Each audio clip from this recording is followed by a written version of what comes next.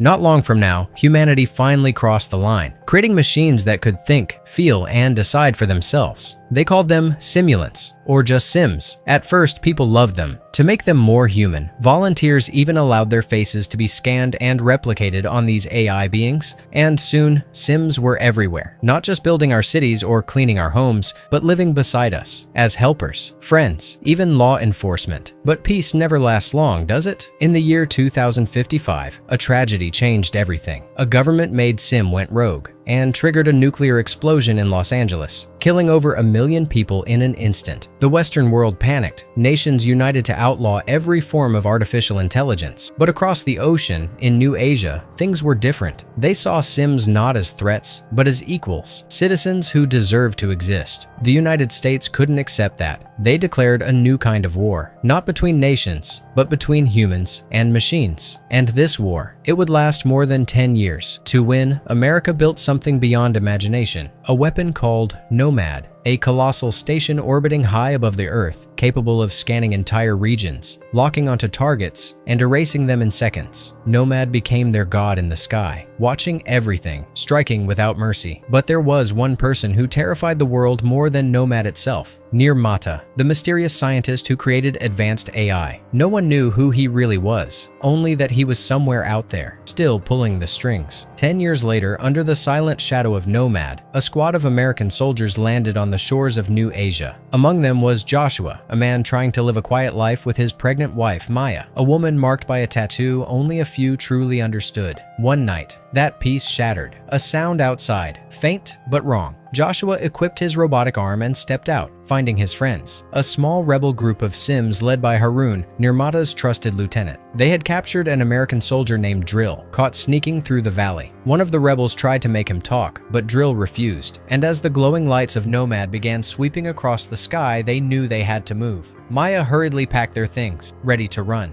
But Joshua hesitated because he was hiding something no one could know. He wasn't just a husband, he was a soldier, an undercover agent sent by the US military. And the woman he married, Maya, was Nirmata's daughter. Outside, gunfire erupted. Joshua grabbed his radio, desperate. "Abort the strike! Nirmata isn't here," he shouted. But Maya heard everything. Tears filled her eyes as she raised her gun. "The Sims are my family," she said softly. "Not you." Before Joshua could speak, soldiers stormed in and dragged him out. Maya fled with the others and Sim on a small boat. But in the distance, Nomad's engines roared. A blinding flash lit up the night sky. The missile hit, and in one breath, everyone was gone. 5 years later, Joshua is back in America, just a shadow of who he used to be, haunted by what he lost, drowning in medication and therapy, forced to take endless lie detector tests to prove he's no longer hiding secrets about the terrorists they still call Nirmata. But deep inside, he knows one thing: the war isn't over, and his story is far from finished. After the war, Joshua tried to live an ordinary life. He worked at Ground Zero, the site of the Los Angeles blast, as part of the cleanup crew. One afternoon, while sorting through the wreckage with a co-worker, they came across something unexpected: a robot, still active. The machine pleaded for mercy. Joshua's partner panicked, terrified, but Joshua stepped forward and shut it down without hesitation. His co-worker stared at him, shaken.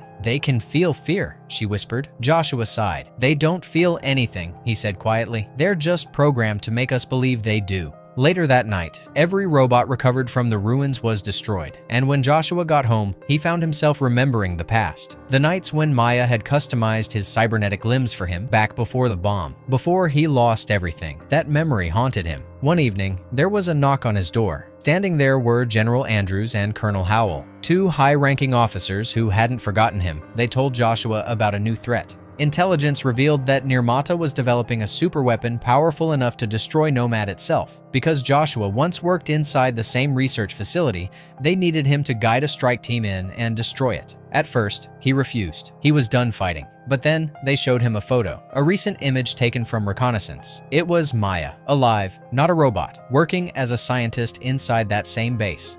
Joshua's world stopped. If she was alive, he had to find her. The next night, he joined Rel's special ops team as they boarded a dropship bound for New Asia, a land where humans and AI lived side by side, and where Americans were seen as monsters. Their mission: locate and destroy Alpha 1, the mysterious weapon built under Nirmata's command. When they landed, they realized something strange. The lab wasn't underground anymore. A village had been built right over it. The team moved in aggressively, rounding up locals and interrogating them. They treated the simulants harshly, too harshly, and Joshua could feel his anger growing. But soon, he found a concealed entrance, a metal door hidden beneath a floor panel. They broke through and entered a vast corridor lined with servers and glowing lights. One by one, the technicians they encountered were executed. Joshua hacked into the surveillance feeds, desperately searching for a glimpse of Maya. Gunfire echoed through the halls. More scientists fell. Suddenly, the blast doors sealed shut. "They're locked by facial recognition," Joshua warned. Without hesitation, one soldier took a knife and cut the face off a fallen technician, using it to open the security scanner. Outside, new Asian police forces were closing in. To hold them off, Bradbury, one of the soldiers, fired missiles into the air, pretending to be under attack. The local police responded by opening fire, chaos erupting outside the facility. Inside, the team reached the main vault, Alpha 1's containment chamber. Their hacker cracked the code, and the door slowly slid open. But what they found inside wasn't a weapon, it was a child, a small robotic girl looking up at them with wide, frightened eyes. Joshua froze. This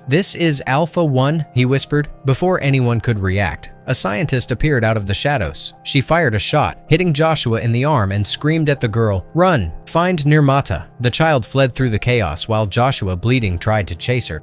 But his focus shifted. He still believed Maya was somewhere in the lab. He searched every corridor, every room, but she wasn't there. The surviving team regrouped and returned to their aircraft. Colonel Howell went to confirm that the weapon had been destroyed. But before she could reach it, Bradbury stumbled in, wounded, a bomb strapped to her chest. They tried to disarm it. They couldn't. The explosion tore through the sky. The aircraft disintegrated. Nomad, hovering above, detected the blast and rained fire down on the ruins below. Joshua was thrown from the wreck, falling hard into the burning jungle. By morning, Joshua woke up alone, bruised, disoriented, surrounded by wreckage. As he sat up, he noticed someone watching him. It was the girl, the robotic child from the vault. She just stood there staring. He picked up a rock and tossed it toward her, hoping to scare her off, but she calmly picked it up and tossed it back. Joshua blinked, unsure what to think. He followed the sound of movement and found one of his teammates alive, badly injured, dragging him into an abandoned house. Joshua tried to get his bearings, and then he heard it again, the soft hum of a TV in the next room. He turned around, and there she was, the little robot girl, sitting cross-legged watching cartoons. Joshua shuts her down, but to his shock, the girl reactivates herself, using only her mind. That's when he realizes she's the Alpha 1, the ultimate weapon everyone's been searching for. His communicator suddenly buzzes. Rel is calling, but the noise alerts a nearby sim, exposing Joshua's position. Quickly, he contacts Colonel Howell, explaining that the weapon is actually a child. Howell coldly orders him to eliminate it immediately. Before Joshua can act, Howell herself is ambushed. Local police surround her convoy, drag her and McBride out, and throw them into the back of a van, guarded by an officer named Bui. Meanwhile, Joshua hesitates, unable to pull the trigger on the robotic girl, who quietly sits on the floor sketching Maya's tattoo. Suddenly, a farmer bursts in, gun raised. But when he sees Alpha 1, his expression softens. Joshua's translator device crackles to life. The sim farmer is threatening to kill him. Joshua reacts faster and shoots first, but the gunfire alerts nearby patrols. As sirens approach, Joshua turns to the robotic girl. "Where's Maya?" he asks urgently. The girl answers softly. "She's in Zhanggang." Police surround the house and open fire. Joshua drags the injured Chipley and the girl outside, diving into the farmer's truck. When a grenade lands nearby, a loyal dog snatches it and runs. Moments later, it explodes outside, taking down several officers. The girl, using her mysterious power, hotwires the truck with her mind. The engine roars, and they speed away into the night. Elsewhere, inside the stolen van, McBride and Howell overpower Officer Bui and seize control.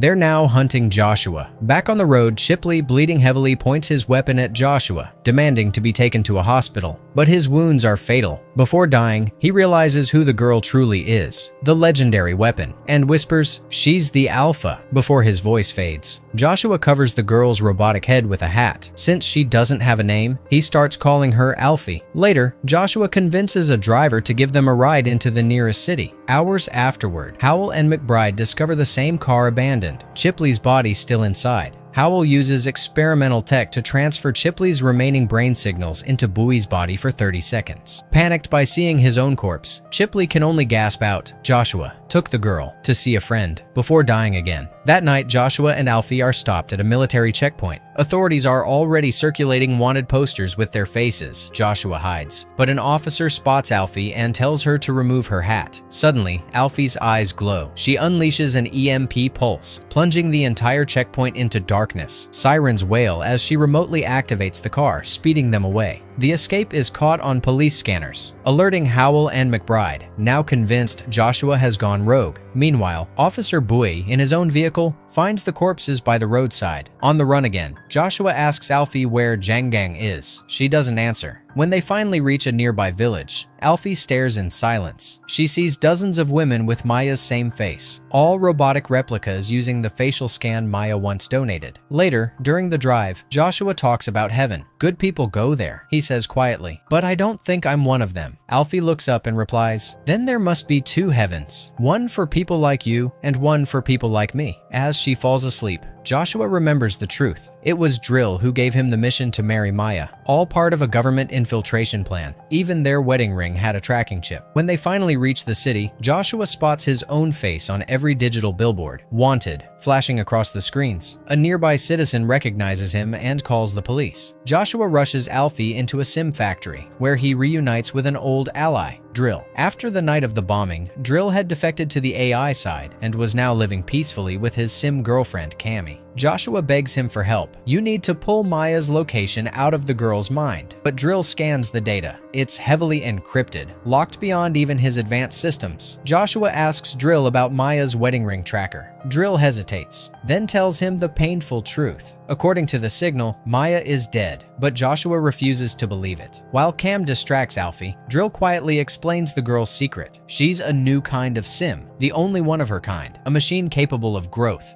Over time, she'll evolve, her power expanding beyond imagination until she can control every piece of technology in the world. If she survives, Drill warns, the AIs will win this war. Just then, Alphie looks up and whispers, someone's coming. Cam checks the door. It's only an ice cream delivery man. Relieved, she closes it again, but the delivery man suddenly reveals himself as Bowie, now fully reprogrammed. He activates a hidden explosive inside the bag. The blast rips through the room, killing Cam instantly. Police storm in. Joshua bursts through the chaos, guns blazing, taking down every hostile unit. Alphie, terrified, hides in a corner, the glow of the TV reflecting in her eyes. Joshua fires a special EMP weapon, disabling Bowie's robotic face before finishing off the remaining officers. As more soldiers flood the building, Joshua grabs Alphie and the grief-stricken Drill, who's kneeling beside Cam's lifeless body, and they escape through the back. Moments later, Howell and McBride arrive with their troops. They kill the remaining officers and find Cam's severed head. Howell smirks coldly. We'll make use of this too. On the road, Drill's onboard computer pings. The ring's tracker has gone live again. It's located at Joshua's old house. They make their way there through flooded ruins. Inside, Joshua immediately spots the ring lying in the water. He picks it up, trembling, as old security footage begins to play. Footage of the night of the attack. Suddenly, Alphie rushes in, shouting that soldiers are approaching. But Joshua, overwhelmed, yells back, demanding to know where Maya is. The frightened girl begins to cry, and Joshua freezes. For a brief moment, he sees Maya's face flicker over Alphie's, and guilt hits him hard. Drill storms in to warn him about the attack, but before he can finish, a bullet tears through his chest. Bleeding out, he looks up at Joshua and whispers the truth. Maya is Nirmata. That's why they bombed her 5 years ago. They couldn't tell you, because you loved her too much. Joshua barely has time to react before they're surrounded by sim soldiers, led by Haroon. He's knocked unconscious. That night, Joshua dreams of the first time he met Maya in a quiet bar when she told him her story. Her father had taught her everything about AI before the war began. When the humans turned against machines, he vanished, leaving her to be raised by Sims, her true family. Joshua wakes up in a cell aboard a Sim ship. Haroon stands nearby, watching. He explains everything. Maya's father was the original Nirmata, but after his death, Maya took his place. She created Alphie and even built the Nomad. The nuclear explosion in Los Angeles, Haroon says, wasn't caused by a rogue Sim. It was human error, covered up to justify the war. If we win, Haroon continues, we won't seek revenge. We just want peace. He reveals one last truth. The human military had been using Joshua's love for Maya to track her all along. That's why Harun intends to kill him. But before he can, a deafening roar shakes the base. The Nomad has arrived, firing a massive orbital strike that obliterates the facility. Amid the chaos, Joshua convinces Alphie to help him escape. They leap into the sea as explosions rain down behind them. Soldiers fire into the water, but after a few seconds, the waves go still. They assume Joshua is dead. Later, in the heart of a resistant city, Joshua sneaks in through underground tunnels. To his shock, he finds humans and Sims living together peacefully, children laughing, teachers giving lessons, even funerals being held for fallen soldiers. That night, Joshua quietly disables Harun's sleep chip, locking him into rest mode. He and Alphie attempt to flee again, but before they can, sirens blare. The American army has arrived. Massive tanks roll through the streets, flattening buildings as missiles rain down. Seeing the devastation, Alphie looks back at Joshua, then runs off to help her people. Flames engulf the skyline. Colonel Howell, watching from her command post, launches kamikaze drones across the bridge, sacrificing robotic soldiers in a series of massive explosions. She orders a second strike, but this time, Alphie intercepts it, freezing the weapon mid-air with her powers. McBride, enraged, shoots Alphie. Joshua dives in front of her, kills McBride, and scoops Alphie into his arms. As the bomb's timer reaches 0, he sprints across the bridge, and the explosion rips through the night. From the distance, Harun watches, realizing the truth. Joshua isn't their enemy. He agrees to help him reach Nirmata and repair Alphie. Meanwhile, Colonel Howell reprograms Cam's head to extract information, then ruthlessly disconnects her. During their journey, Harun reveals one final secret. Maya had completed Alphie just days before the attack 5 years ago. She scanned her own unborn child's DNA to create her, meaning Alphie isn't just a weapon. She's a digital copy of Joshua and Maya's lost daughter. Alphie is taken by a group of monks to a sacred temple high in the mountains. Joshua follows, asking one of them if this is the place called Andam. The monk smiles gently and explains, Andam means heaven. Joshua freezes. If that's true, then maybe Maya really is gone. Inside the temple, he finds Alphie resting beside Maya's motionless body, still connected to a life support machine. Another monk tells him she's been in this state for nearly 5 years. The Sims, bound by their own code, cannot end the life of Nirmata. Only Joshua can. Tears fill his eyes as he kneels beside her. I'm sorry, he whispers, for everything. He presses the switch, disconnecting the machine. Maya's breathing slows, then stops. Joshua collapses beside her, holding his daughter close. Suddenly, chaos erupts outside. American troops have arrived, mowing down every Sim in their path. Colonel Howell storms into the temple, gun raised, and orders Joshua to step back. She begins transferring Maya's consciousness into a data chip, intending to use it as a weapon. Before she can finish, Harun bursts in and shoots Howell. The soldiers retaliate, riddling him with bullets. Howell steps closer to check his body, but Harun's final trick activates, a live bomb strapped to his back. Alphie manages to stop it for a second using her powers, but the soldiers force it to detonate anyway. The explosion shakes the temple. Before dying, Harun gasps, "Destroy the Nomad and bring peace." Joshua and Alphie flee through the wreckage, clutching the chip containing Maya's mind. But they're soon ambushed by US forces, separated and captured. The Nomad fires again, obliterating the sacred site of the Sims. Joshua blacks out. When he wakes, he's back at the military base. General Andrews stands before him. "We couldn't get any data from that robot," he says coldly. "End it." Joshua is led into a chamber where Alphie sits restrained, trembling. He walks toward her, tears streaming down his face, and whispers softly in her ear, then raises his weapon. A single shot echoes. Alphie's systems dim, her eyes flicker, and Andrews nods. It's done, but it isn't. Joshua carries her body toward the incinerator, and as they move down the corridor, Alphie's eyes suddenly open. She's alive. Joshua had only put her into sleep mode. Alphie uses her powers to crash the transport vehicle,